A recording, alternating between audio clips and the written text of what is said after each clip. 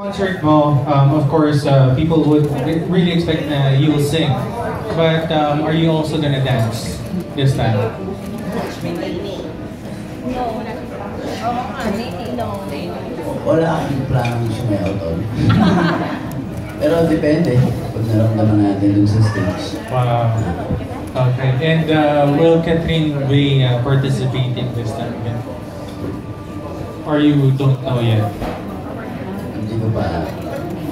Might be a surprise. And I'm spoiling. Hindi natin sabihin na surprise na lang. Kasi gusto niya Catherine kasi gusto niya, ayaw niya mag-perform sa mga gusto niya yung audience natin. Gusto niya manood lang. To watch. Ayaw niya na nakakanta rin siya. Ano ba gusto niya mapanood? Okay. And also with your mom, since of course she has participated in the show previously, yeah. Kamusta ang pag-support niya sa'yo this time na magka-concert ka ulit? Siyempre excited din siya. Excited din. Lagi naman yung excited pag naging dahil yun ang number one tuwa sa mga ganito.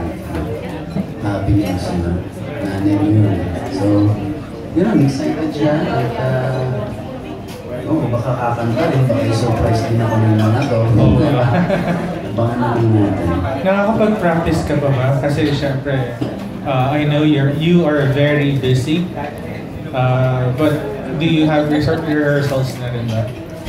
Isa din yung dahilan. Kaya nakakabahan ako lalo ngayon. Hindi pa ako nakakapag-masyado. Pero, hindi naman problema. Okay, I'm sure you'll... Yeah. Good luck, Tanya, and thank you. Salamat.